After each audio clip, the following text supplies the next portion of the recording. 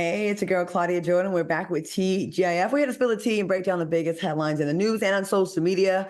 So sit back, relax, and get ready for this hot tea. What's up, Al? Hey, what's going on, Claudia? Happy Friday. Happy Friday. And what's up, Funky? Just got paid Friday night. Hey, I got my shiny shirt on. I'm ready to go to the club, honey. Tear the club up. Tear the club up. You've been giving us you got a few different colors of the shiny shirt, I see. That clothing stipend, child, I had to spin it real quick. We need another one of those, actually. Yeah, I know. No, child, I went to the guest store the other day when I went out to for drinks after the gym, and they have 40% off of everything in the store. And you know, for New Year's Eve, you be looking for shiny stuff. And for me, because I'm so small and petite and my back is so small that when I find items that look good on me, I try to get them in every color. So I got this shirt in like 4 colors. Al, do you feel like he was coming for us by saying his back was so small? Back so small, but belly so big. Al, finishing up the year strong. That's the type of show we're doing tonight. Big. We got big backs, Claudia. My back is small now. I don't think we have big backs, but you know, in Funky's world, he's so much younger and thinner than us. You know what I mean? In Funky's young world. and supple. Look at him. He thinks he's so demure. He ain't shit. Shats. Okay. Hey, all right. Are we drinking tonight? Because we got some days off coming up. Are we drinking tonight? Believe it or not, I'm not. Whatever y'all had, y'all must have passed it to me through the screen. I'm drinking some Lipton tea with Theraflu in it, trying to like get me to. I got a head hurting and some congestion. Trying to get me right for the bar later on tonight. Not me. Back to my buttery Chardonnay for the holiday. Okay. So I'm gonna chill because I know this holiday I'm going to go to Rhode Island. I'm gonna go to Jamaica. I'm gonna be just like out there. So I just need to build up the immune system because we have been kind of like all suffering with respiratory things. Yeah. Let me ask y'all a question. Are y'all eggnog drinkers? I haven't heard nobody say nothing about eggnog. I love eggnog. I have some in my fridge right now. They have Jack Daniels has but it's not doesn't have alcohol in it, but it's like they have a really good. Y'all like it? I do. My dad used to buy it from the farm store when we were kids, but I have not had any eggnog in years. I like it when I'm visiting people and they have it. I'm not going out of my way to buy it. I like it. So yummy. Ooh, well, maybe I'll have some later on. Okay, let's get into the show. All right, Taraji P. Henson revealed that she's thinking about leaving the industry due to the pay gap disparities. And in an emotional interview, the actress said, "It seems like every time I do something and I break another glass ceiling, when it's time to renegotiate, I'm at the bottom again. I'm tired." Do you guys understand Taraji's frustration? And let's remember, Monique has been speaking about this for years, but Monique received backlash. Are we ready for this conversation now? Al, what do you think? You know what? Like you said, Monique has been talking about this. She rang the alarm back after Precious, which was 14 years ago, and we didn't take it like this. I just find it very interesting that Monique rang the alarm around Precious, and that too was produced by Oprah. Taraji's now ringing the alarm during Color Purple, and that's produced by Oprah. So I'm wondering, is this got something to do with Oprah and what she's playing her actors? That's the real tea for me, and that's what I want to talk about, because this is nothing new. The pay disparity is nothing new. The conversation is nothing new. It is interesting, though, that it's coming from two of our large African-American female actresses, and they're in business with what would be considered one of our most successful Black female women in media. The most, right? Q, what do you think? So to your point about the Monique situation, Monique was saying the same thing, but I think it was Monique's delivery and her lack of charm in this space that made people want Monique to go away. As it relates to Taraji, I'm like, okay, is she on the Color Purple press tour? Or is this like a therapy session? And I am curious to know, the pay disparity conversation is coming up. I would be curious to know, did she feel she got paid her worth on the Color Purple, right? I wasn't going to make this comment when I was reading the stories earlier, but I'm going to go ahead and say it because it's what's on my heart. I completely understand Taraji being tired. I completely understand the feeling of feeling like something is unfair. And when she did the breakdown and said, You get 10 million, Sam take half, your team get 30, and that 10 turns into 2. While I sympathize and I feel bad for her, most of us, Taraji, would love to go do a 3-month project and net $2 million. You know what I'm saying? So it's kind of like sympathy for her. And the other part of me is like rich people problems. You know what I'm saying? Because the average American is out here making $60,000 a year. And you know, you and Kiki and Gabrielle and all these other people chimed in and said, you guys have to work. You guys work so much because you have to. But y'all also live in $1 million houses and live $1 million lifestyles. So, you know, I'm just a little scatterbrained with this one. I think you could be a little, it's more impactful if you don't compare her to the average American, because she's not. And it's a kind of work like the average American that started their career fresh out of college, say 22, 25, whatever. They've been working steady for 30 years, right? All right. So they have a steady pay. Acting, you know, there's a lot of grinding, a lot of free jobs before you finally hit. When you finally do hit, it's like, I finally got there. So those 10, 15 years of not making any money is supposed to pan out now. Now, I would compare to other actors. I think that's where it would be more fair. She said on Benjamin Buttons, she got 2% of what Brad Pitt got. Mind you, we can say Brad Pitt's a huge star, but isn't Taraji P. Henson a pretty big name star too? 2% of what your co-star got is insane to me.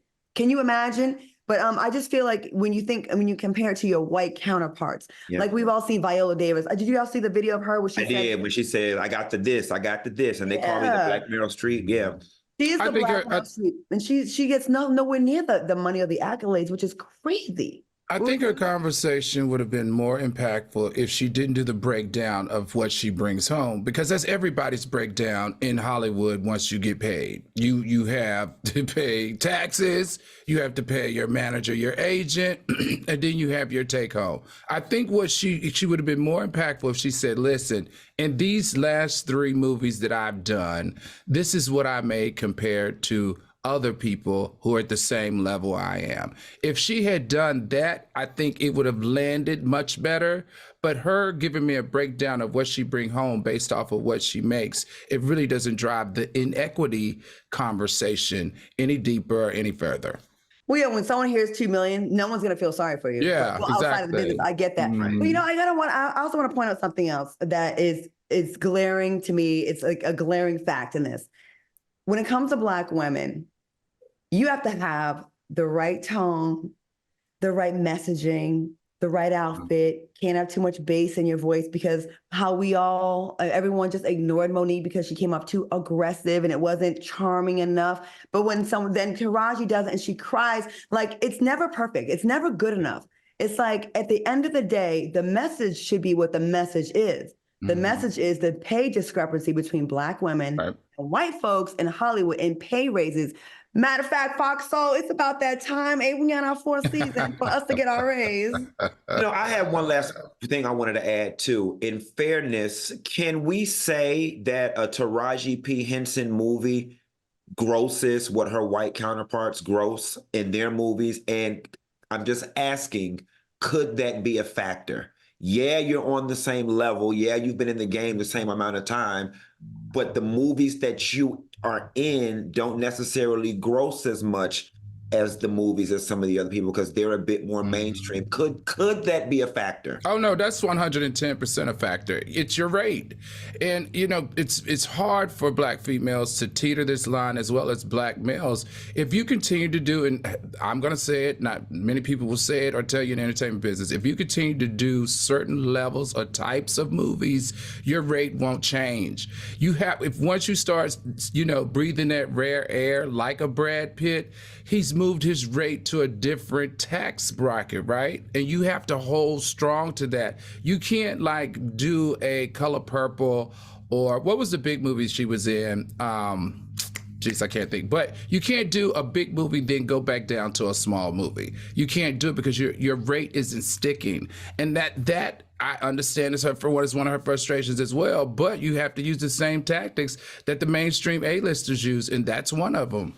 but you don't have the same amount of opportunity, so you don't have the luxury. So you can star in a big, in the urban market, a huge budget film, but then your phone ain't ringing for 5, 6, 7 years. So when that other movie comes for 150, you can't turn it down. Although your rate, right, is okay. My rate is $1 million now. Well, what are you going to do? Just wait till another $1 million role comes, which is far and few in between. The same 5 women are competing for all of them. The new hot girl gets them all. It is impossible to move the way the white people do. It is impossible for us to do it. We can't. So you see people go do BET movies, Lifetime movies. We have A-listers, our own Vivica Fox, A-lister. She ran the 90s and she does movies for Lifetime. She's a bona fide movie star, and I can't critique her because what are you going to do? Wait around for another $5, $6 million movie, or just never work in the meantime, or take the money that comes because it's still a cute check. 150 here, 200 there, 250. You know what I mean? And it's sad because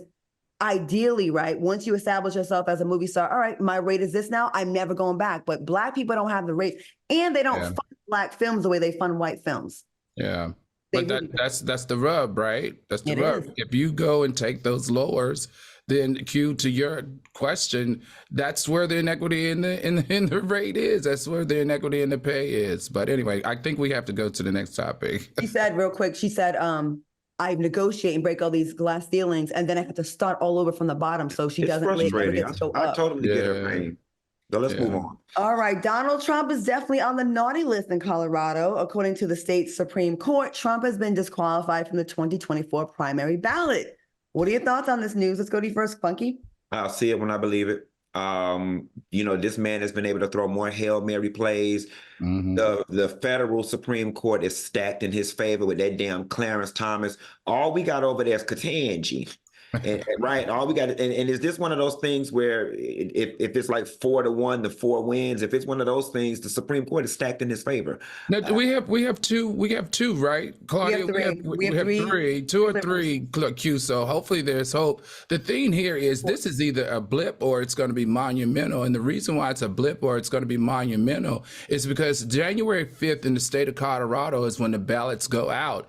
January 4th is when the ruling on this goes into effect, right? So January 4th, he's to be removed. January 5th, the ballots will go out. But if he appeals to the Supreme Court and they accept the appeal, not even rule in the appeal, but accept the appeal, then he's allowed to go on all ballots. And that is even in the other 11 states that are following suit to what Colorado is trying to do, like Oregon, Minnesota, Maine, Michigan. These are all states that are using Colorado as a blueprint to try to get his name off the ballots. My thing is this man always finds a way to slime his way out of something. And if that Supreme Court is our only option, we may be in trouble for 2024. If the Supreme Court truly wants to follow the letter of the Constitution, they would actually rule against him. Because if you look at the Constitution, okay, politics is my thing. This man has committed an act that we all know he's done. He incited an insurrection. Per the Constitution, that is enough to have you disqualified from being placed on the ballot. It says no presidential candidate who has been said to incite an insurrection can be on the ballot. So what is the problem? Now, it ain't going to really do nothing for us in Colorado because that's a blue state. It's not going to do anything for us in Oregon or California. But where it is going to hit him in the ass is where he's actually making some leeway in the polls, which is Minnesota, in Wisconsin, and Michigan. So listen, the Supreme Court, we know you have zero credibility. If you want to get some of it back, rule the right way. But you all know if Barack Obama incited an insurrection, he would not be on the ballot in any states except maybe Georgia. I don't know. So true. Illinois. All right, coming up next, we're covering stories that got us saying, not me, girl. And later, Drew Sidora has a few demands for the Real Housewives of Atlanta. Stay tuned.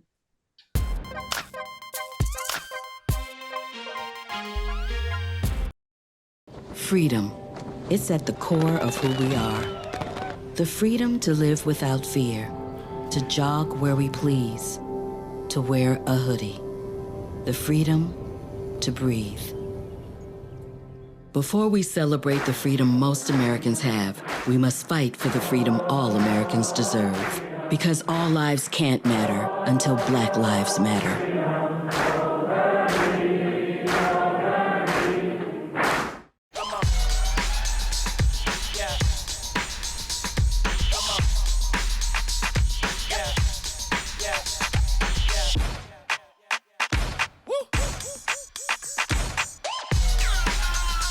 You're not going to get it all right.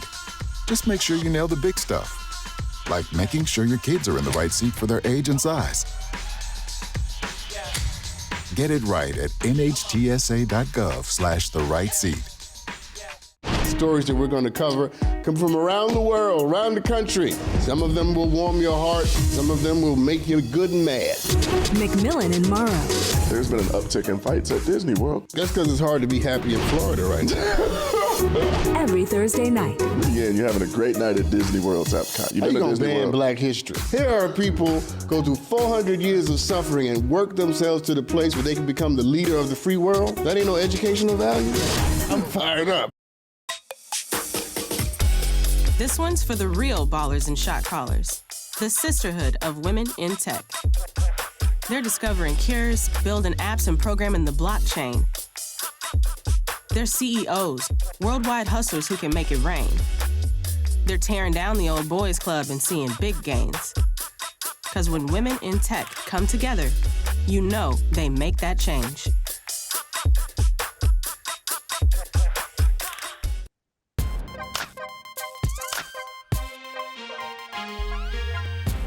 Welcome back to TGIF. Shout out to the over 5,000 people in our chat. We see you and happy holidays. All right, y'all, listen, we pretty much hear crazy news stories every day that got us saying, not me, girl. Not me, girl. Okay.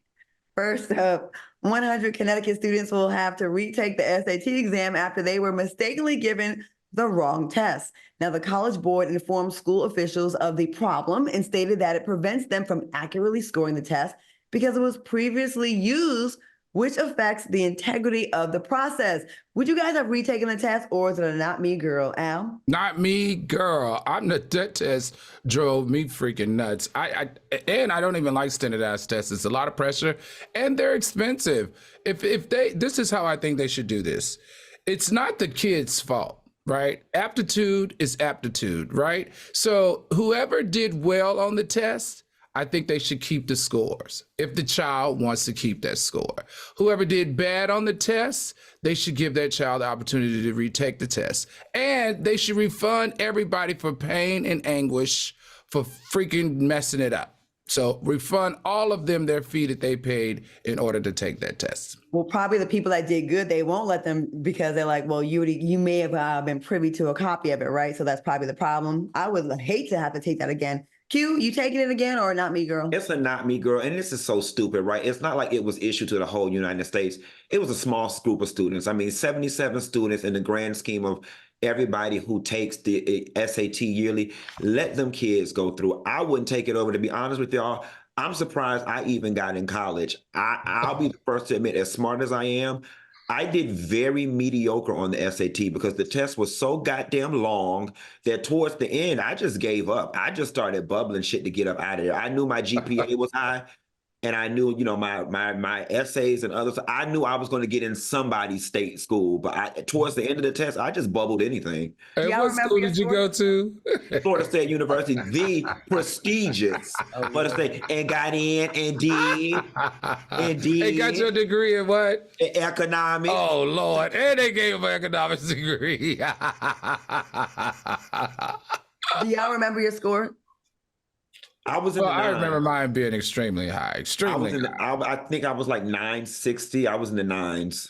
Al, do you remember yours? Mine was clearly over 1,100 because, I was a scholar. I got into all the schools I got into, I got full scholarship rights. Oh, mine was around 1,200. Okay. And I had a fist fight the night before, and towards the end, I got suspended. I got into a fight. I took the test. My hand was all messed up, and then I got suspended for 10 days. And that's a whole nother day. We'll get into that another time. Popular Food Network host Guy Fieri. Wait, how am I saying his name wrong? The guy, dude, recently signed a new $100 million deal with the network and doesn't plan to leave his kids a dime. The host says, "My dad says when I die, you can expect that I'm going to die broke. And if you're going to be paying for the funeral, you're going to be paying for the funeral." And he added, "And I told my boys, none of this that I've been building are you going to get unless you come and take it from me." Would you guys take a page out of Guy's book, or is it a not me girl? Q, would you do this to your kids? In vanity, I would most definitely set the stage that you're not getting this. But realistically, y'all, that man is not finna build all that wealth and then die and not pass it to his children. I think a lot of parents do this to put in their kids' minds that you're not a trust fund, baby. You're not just about to sit up here and not make anything out of yourself. I mean, what parent wouldn't want to pass on, whatever they built to the kid? Who else you gonna give it to, or whatever the case may be? So I get what he's doing. And I love it. Shaq did the same thing with his kids, but we all know Shaq's going to pass his wealth to his kids, and Guy is going to do the same thing. I think this is just to get a fire burning up under them that says you have to work and build something too, and not just depend on dad. Makes sense to tell them that, right? But what about, remember when the Hilton family did that? They took a whole bunch of their wealth away that they weren't going to leave to them. They were supposed to get millions. They ended up getting like a smaller amount. Al, would you do this to your kids, or? Yeah, I think it's a little bit misleading. He's saying you have to come and take it from him, meaning he is requiring that they go to school and learn a particular trade or get a law degree to help in the business. So I loved how he's forcing his kids to take interest in the empire that he's building so that he can pass that generational wealth on to them, and they can pass it on to their kids and their kids, because he is first generation multimillionaire. But listen, we know a lot of other wealthy people have done this. Bill Gates made it very clear that he's not leaving any of his money to his kids. Warren Buffett said the majority of his empire is going not to his kids, and so did George Lucas. And I think that's good. Now, are they going to be taken care of in other ways? I'm pretty sure. But I think it's especially for wealthy kids, and we all have wealthy kids, friends. Most of them are just out here floundering. Most of them are just out here enjoying life and making it up as they go. I don't see anything wrong with refocusing them and making them think that they need to contribute because they're going to get generational wealth from their parents' success. It's smart to put it out there, right? Because even if he does leave it to them, maybe the public will think, oh, they didn't get the money anyway, so maybe they won't be as targeted.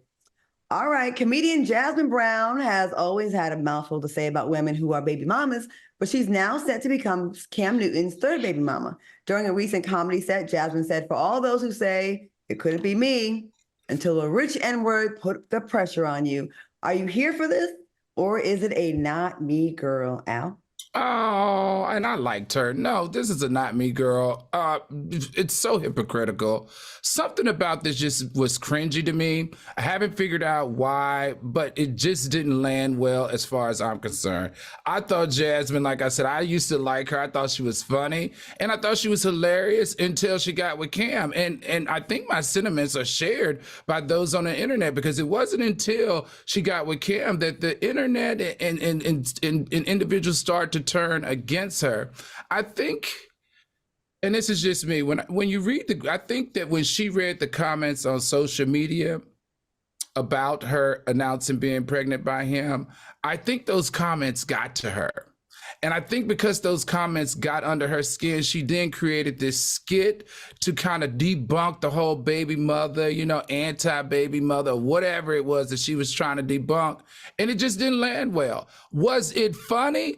Absolutely. I laughed at it. I thought it was cool. But then I was like, oh, that's kind of weird. You've been talking this junk over here for so long, and now you done changed your whole tune because you got with a rich man. You're losing a lot of credibility for me, sister. But I do wish you the best. If it's what you want, I love it.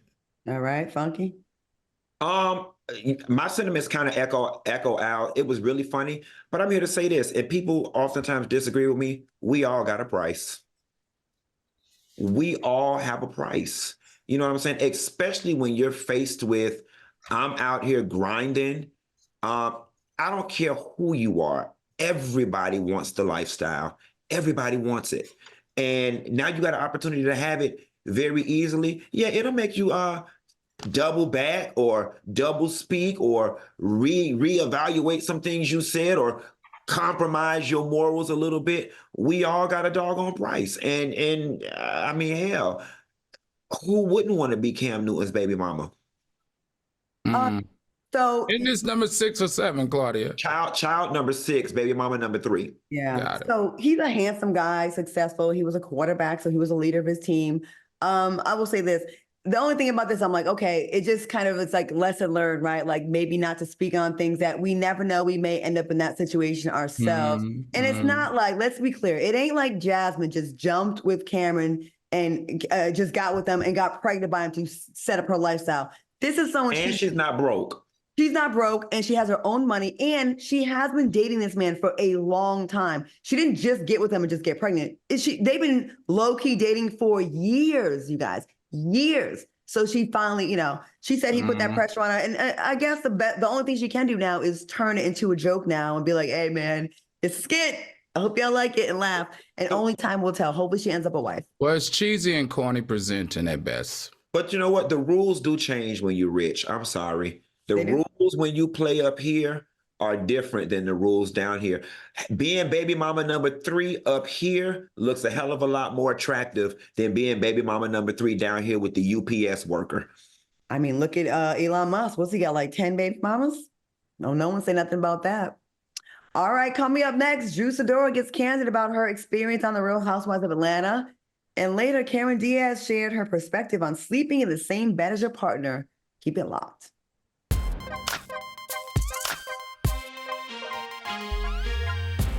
Stories that we're going to cover come from around the world, around the country. Some of them will warm your heart. Some of them will make you good and mad. McMillan and Morrow. There's been an uptick in fights at Disney World. That's because it's hard to be happy in Florida right now. Every Thursday night. Again, you're having a great night at Disney World's Epcot. How you gonna ban Black history? Here are people go through 400 years of suffering and work themselves to the place where they can become the leader of the free world. That ain't no educational value. I'm fired up. I think it's just vapor with flavor. It won't hurt my kid like cigarettes, right? Vaping is safer than smoking, isn't it? There's really not even that much nicotine in them, right? My kid? My kid knows it's dangerous. Get your head out of the cloud. Today, nearly 8,000 kids will start vaping, maybe even yours. Learn about the dangers at talkaboutvaping.org. Worried about your friend, but don't know how to reach out? You could say, how are you, or get a fake tattoo. You could ask with an app if it works for you. You could chat with them in VR, it's so good. If you think you should check in, yeah, you should. Whatever gets you talking. Reach out to a friend about their mental health. Whatever gets you talking. Learn how you can help at seizetheawkward.org. I don't want to jump you, but you don't even qualify to speak on yourself. Fucking good. TGIF. Live and interactive. I need to clear this up, y'all. You are one of the main ones trying to push the narrative that your girl can't cook. Al has been in my house. I can cook. I'm finna test you out right here. What are acceptable types of smoked meat to put in the collard greens? Turkey necks. Oh? Don't do me. On Fox Soul. Don't you do me. Don't try it.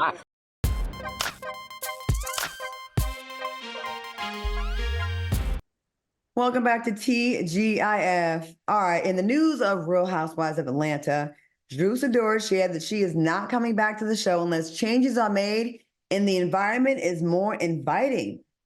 The actress said it was hard because I have to defend these women and then defend myself against my husband too.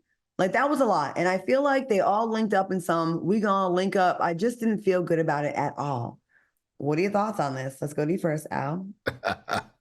I guess this is her see you guys later tour because the street's saying that Drew may not return, right? She's one of the ones that's on the cutting board, possibly. I think the message is good, but the message is wrong because Drew, you knew what you signed up for before you signed up. This franchise has been around for a decade. You can't change the model that's making them a lot of money. You can't also participate in it and then because it didn't feel right, say that, hey, I want you to change. Now, if this came from somebody like Candy maybe, or an old pro that was returning like Portia or Nene or Phaedra, of course they have earned the ability to say this is a toxic work environment, some things need to change. But for somebody new trying to forge your way into a brand, a brand that's been around for how many seasons, Claudia? 14? What is it?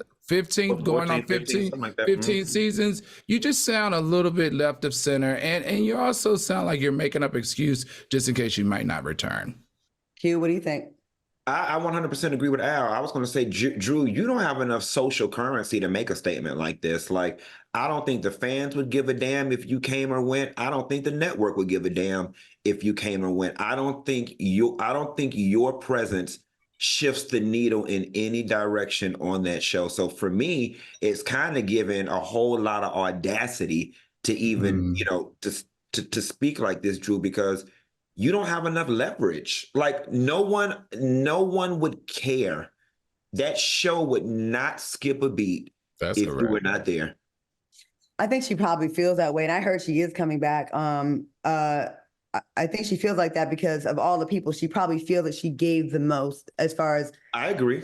She was definitely at the middle of from the clips I've seen, she's at the middle of it with Ralph and the girls coming for her. And she was always in some mess. So I think she feels like she worked really hard and really had to give it up. So I guess she feels confident in that. But I have heard from good sources that she is definitely back. And I think they're fighting. Well, she's fighting for the marriage. So Daia Jackson, the ex-wife of controversial YouTuber Daia Jackson, is interested in teaching women how to be modest by examining their attitudes and intentions of the heart before showing up to church.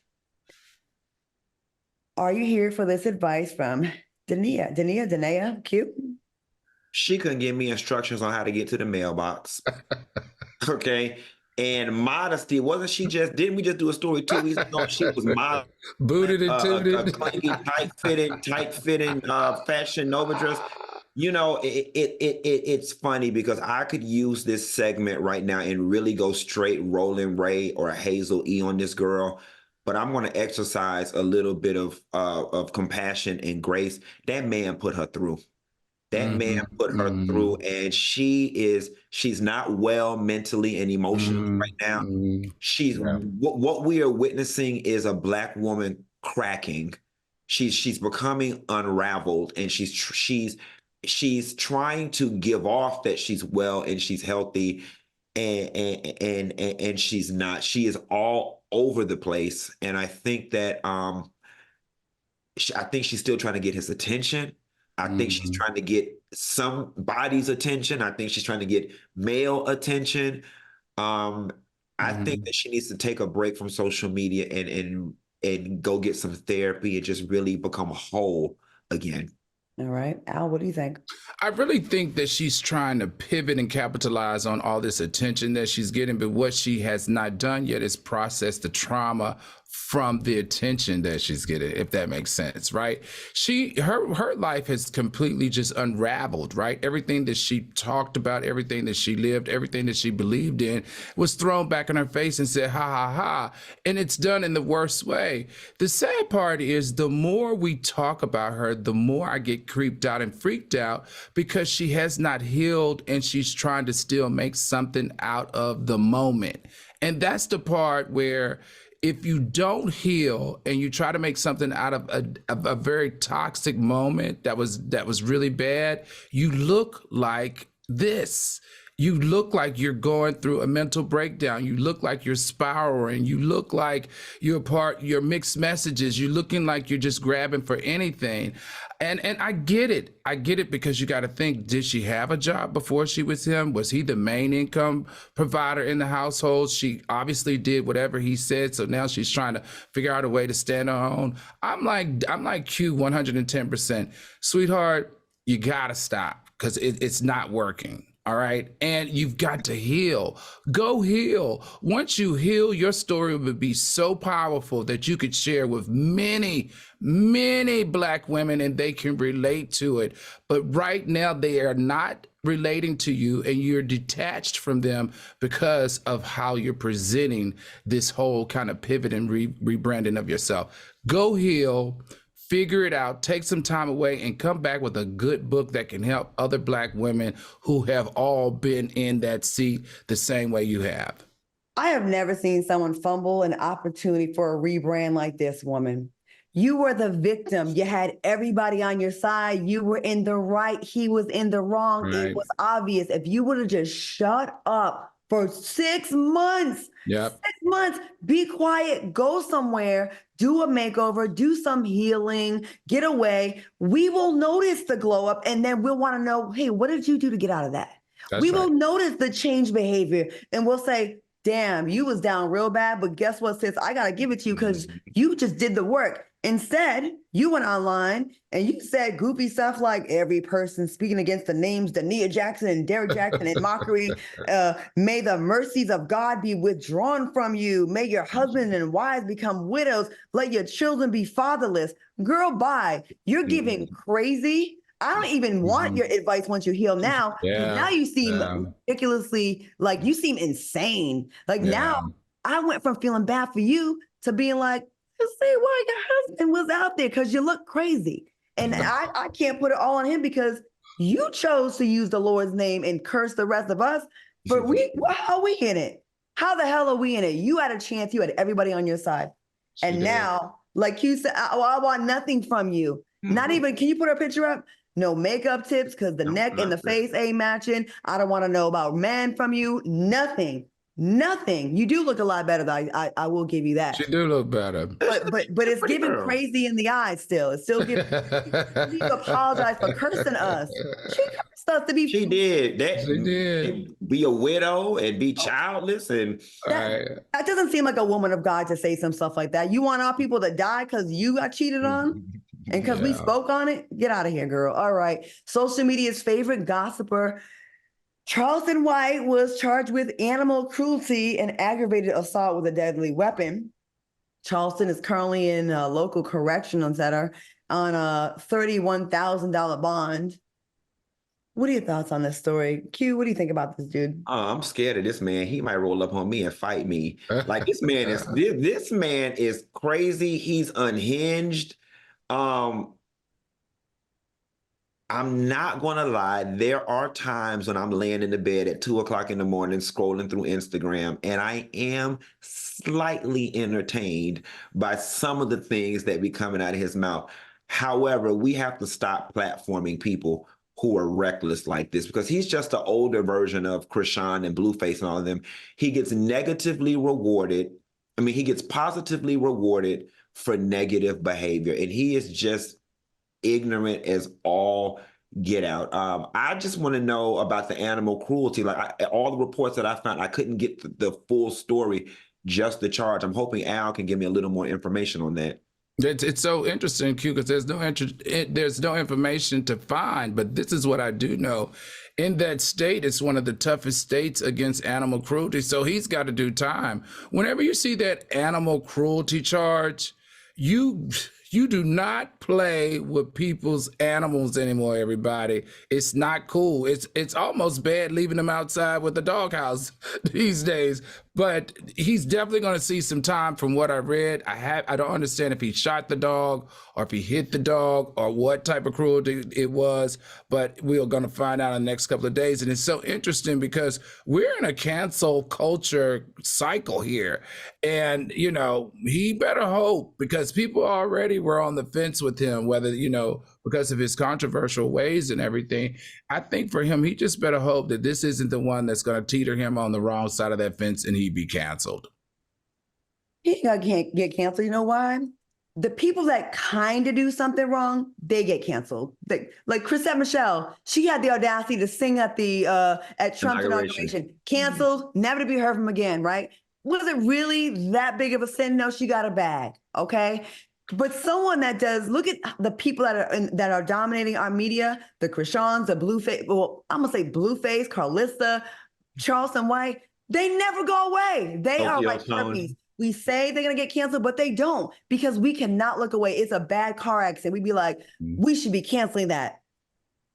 And we don't. Like, this man said a million things already that should have get canceled. I don't think him hitting a dog's gonna do it. Maybe with white people, but you know, black people are with animals. We'd be like, was the dog sick? Did it have a vet bill? I don't really take my dog to the hospital anyways. You know how we are. But I'm just saying, I know it's a stereotype, but we don't. We talk a big game about Black excellence, but we do not deliver.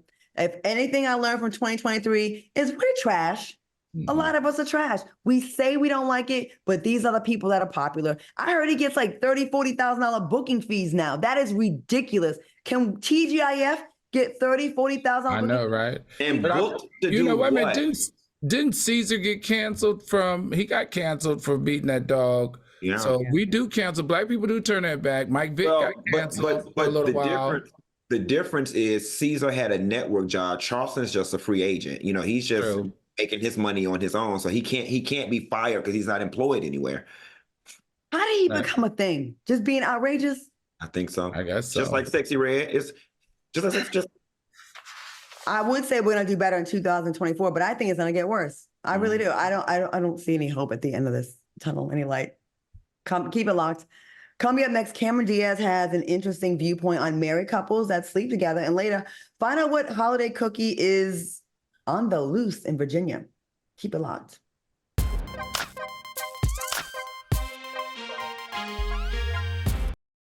Freedom.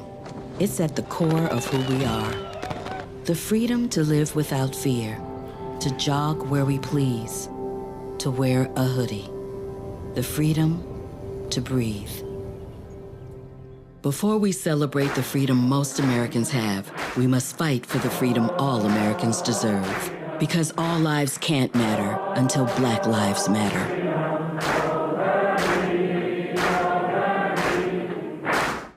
I don't want to jump you, but you don't even qualify to speak on this. So fucking good. TGIF. Live and interactive. I need to clear this up, y'all. You are one of the main ones trying to push the narrative that your girl can't cook. Al has been to my house. I can cook. I'm finna test you out right here. What are acceptable types of smoked meat to put in the collard greens? Turkey necks. Oh? Don't do me. On Fox Soul. Don't you do me. Don't try it. This one's for the real ballers and shot callers. The sisterhood of women in tech. They're discovering cures, building apps, and programming the blockchain. They're CEOs, worldwide hustlers who can make it rain. They're tearing down the old boys club and seeing big gains. Because when women in tech come together, you know they make that change. My mom wanted my life to be better than what she had as a kid. When I became a mom myself, I feel like my whole world changed. You don't have to be a climate scientist to want to protect the earth. You always want the next generation to have something better than what you had.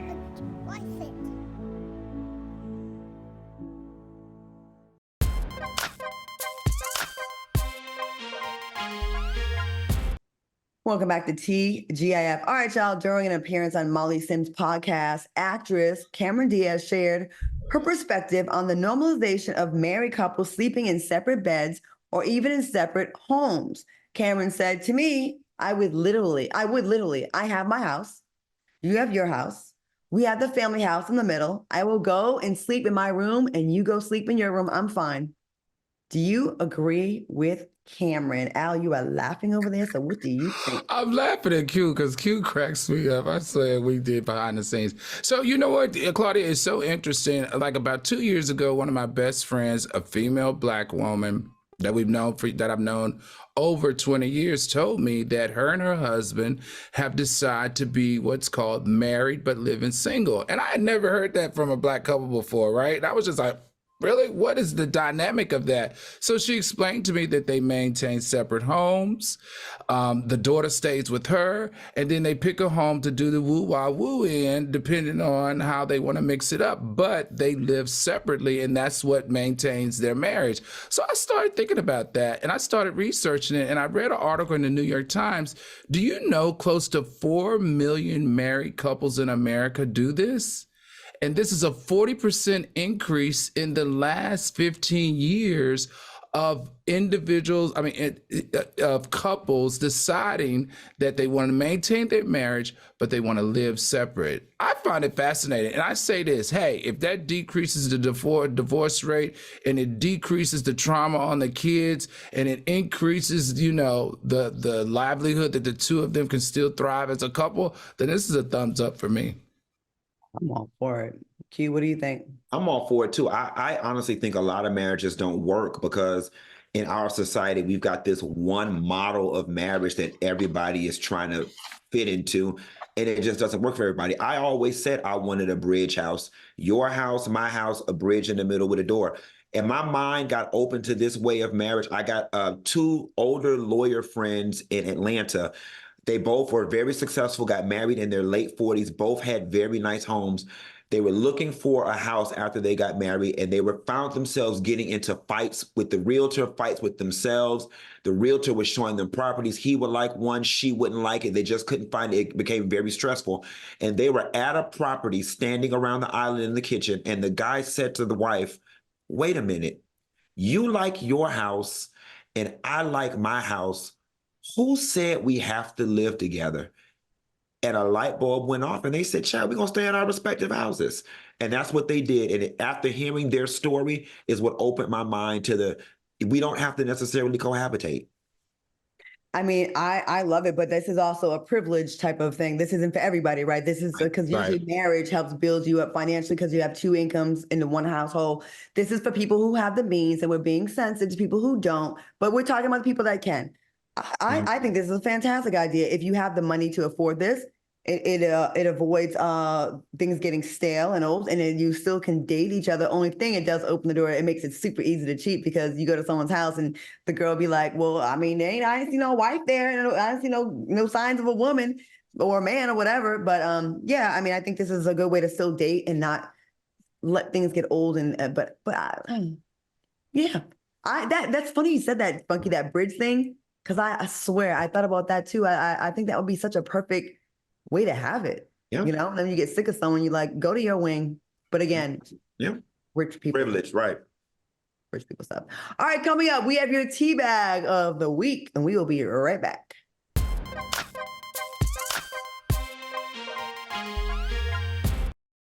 My mother was always very familiar with her neighborhood, but one day she stopped at the stop sign for much longer than usual.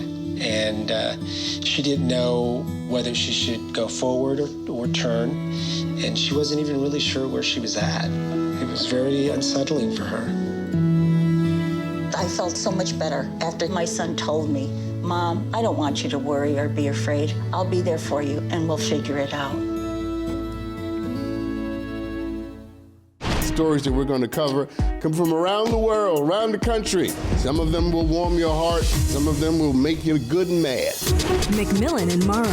There's been an uptick in fights at Disney World. That's because it's hard to be happy in Florida right now. Every Thursday night. Yeah, and you're having a great night at Disney World's Epcot. How you gonna ban Black history? Here are people go through 400 years of suffering and work themselves to the place where they can become the leader of the free world. That ain't no educational value. I'm fired up.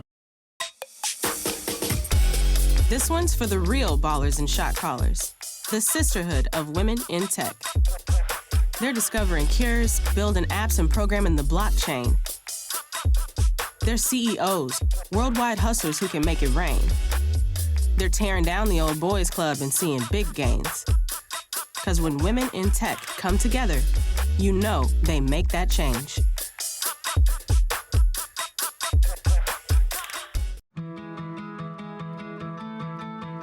There was a time in my life where I was extremely homesick. I decided that I needed a pet.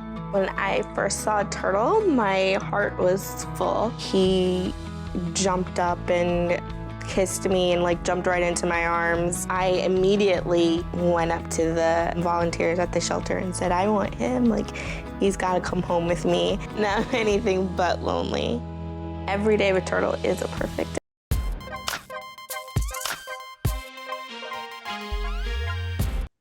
Welcome back to TGIF. All right, y'all. A gingerbread man in Virginia is on the loose after it was spotted on the security camera trying to enter a family's home. The family told officials, we noticed the door was trying to be pushed. We look at the camera. I'm looking at this guy in a costume.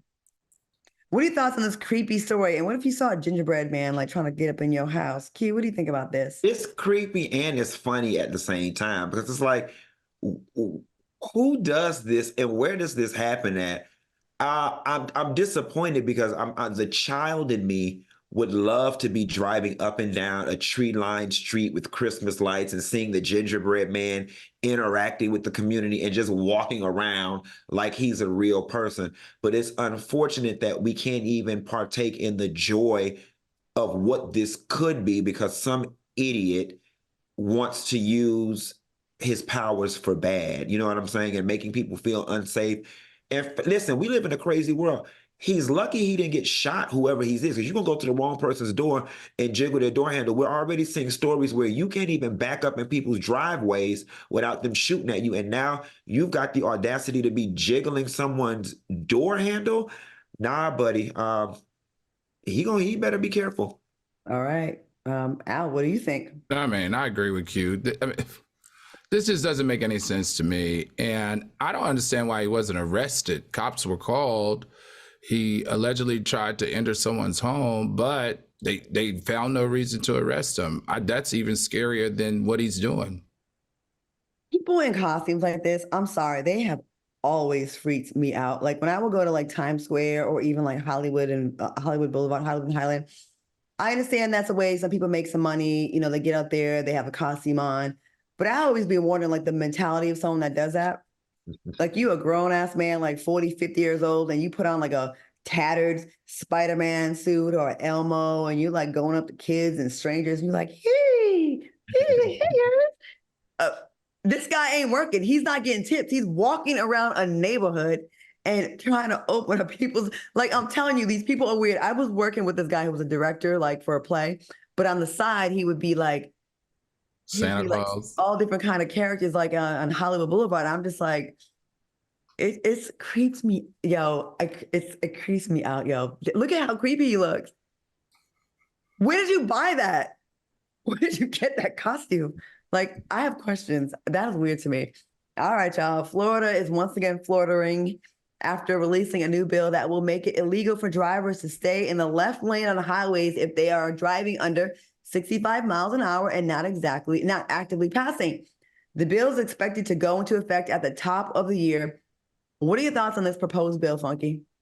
You know what? I think the only thing that pissed me off about the bill was the privilege of it all and how it arose. One of the lawmakers or whatever was complaining about the fact that he has to drive to and from Tallahassee to do his law work. And that's what made him or her come up with this bill. And it's like, there was something cringy about that. You had a personal issue. So now you want to make a law to accommodate your personal issue. The reality of the situation is Florida is so overpopulated, especially South Florida. We can't afford to just have a lane that's only for passing. Like we need more damn lanes. So, I don't know, I guess. All right, Al. I like it. And I wish it was in more states. The little bit of driving that I do, I cannot stand when a driver is doing like 50 or 55 in the far left lane. Why are you even in that lane? What are you doing? Get out that lane. And I'm gonna tell you what, it's only $158 as a fine in Florida. They need to make it $250. That way people will definitely stay out of that lane. When I tell you well, y'all know I got road rage, so let's not even go down this road. Where are you going so fast? I'm doing the speed limit. They not even doing the speed limit. They be doing 55 when it's 65, and they be like, woo, holding up traffic. You see all the traffic behind you. Get your ass over, please, and thank you. I live in Texas. Our speed limit is like 70, 75, so I don't really have this problem. I'm double-minded on this. Yes, on the selfish part, much like the lawmaker, I can see how it's annoying, right? But on the big picture thing, this is what bothers me. Florida and a few other states like Texas is becoming like we are no longer the land of the free. We're getting just a little bit too micromanaging of every little single thing in people's lives. And I think this is a slippery slope we're going down. It's going to be okay if you're driving too slow in the fast lane, we're going to give you a ticket for this. If you ain't driving this speed in the middle lane, you're going to have, before you know, we're going to look like a communist country. Okay. Where everything is just too micromanaged. And I think we're getting to a point where like we already worry about people's sexuality, their bodies, their healthcare, their schools, the books they can read. Now you're gonna tell me about it's just I feel like it's a little micromanaging. But micromanage those slow people right out that fast lane. They drive me nuts. That's why I already got a harassed driving. You don't even drive, Al. You don't even drive.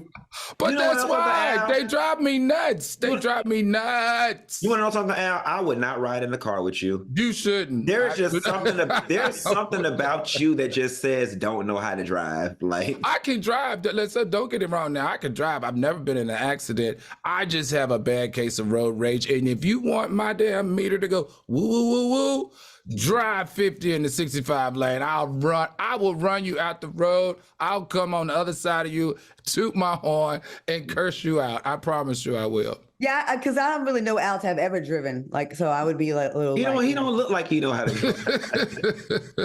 drive. All right, we have a Hollywood couple breakup alert. Who is it? Okay, according to The Messenger, Bad Bunny and Kendall Jenner have called it quits. A source close to the relationship said both have incredibly busy schedules right now, and with their careers, they decided to make that a priority.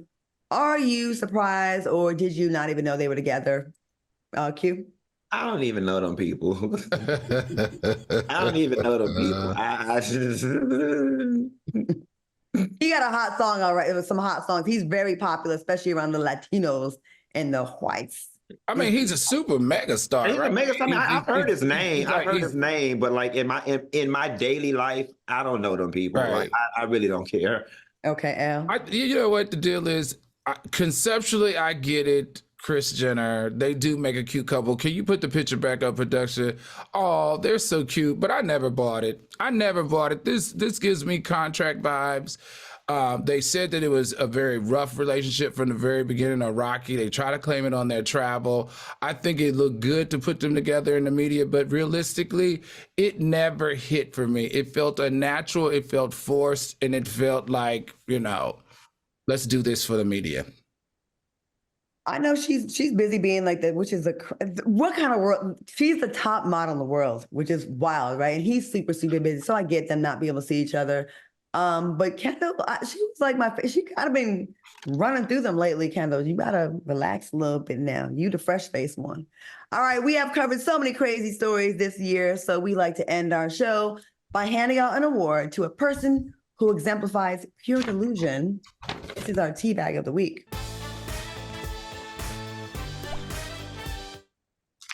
All right, y'all, our tea bag of the week goes to Jonathan Majors. Fellas, what do you have to say about our honorary tea bag of the week, Al? He earned it. He earned it, baby. He closed out 2023 earning every piece of this tea bag honor. And I don't even know what else to say. Like, we tried to tell you, but you don't listen. I'm going to pass it to Q. You know what? He got the tea bag of the week, and he's a douchebag. Like I said, none of us were there to watch, witness, or participate, but I believe every single word. I believe something is off with this brother. I believe he's a great actor. I loved him in Lovecraft Country. I loved him in his Marvel stuff. I can love your acting and condemn your personal actions. There's just something about Jonathan Majors that rubs me the wrong way. And Al Sharpton says it best, just because you my color don't mean you my kind. There's just something about him that reads, he's just not our kind. I don't know. It's something weird about him. Mm-hmm. Roland Martin did a whole breakdown on the whole case, and he actually thinks he was, well, from what I saw from the headlines, a little bit railroaded. But listen, at some point, you are responsible for the, the things that you keep getting caught up in. The streets say it's been more than one time that this is the one that he had to pay for. Jonathan, I hope you can take this time to do a rebrand, because you are talented, so there will always be a space for you. But you can't come back arrogant. You can't be arrogant. You have to humble yourself, and you could get another chance possibly. Yeah, he's very young. And like, we didn't know who he was until 2017. It's only been 6 years for him to build. I agree with you, Claudia. He's talented. I think he has plenty of time. You know, he's got at least 30 years in him. Stop making the face. Just stop. I can't. It's too, look, I can't do it. I want to thank my co-hosts, Al Reynolds and Funky Dineva. Thanks for watching us on YouTube. Stay tuned for Street Flavor. Have a great Christmas weekend. Merry Christmas, y'all. Have a good one. Merry Christmas. Happy holidays.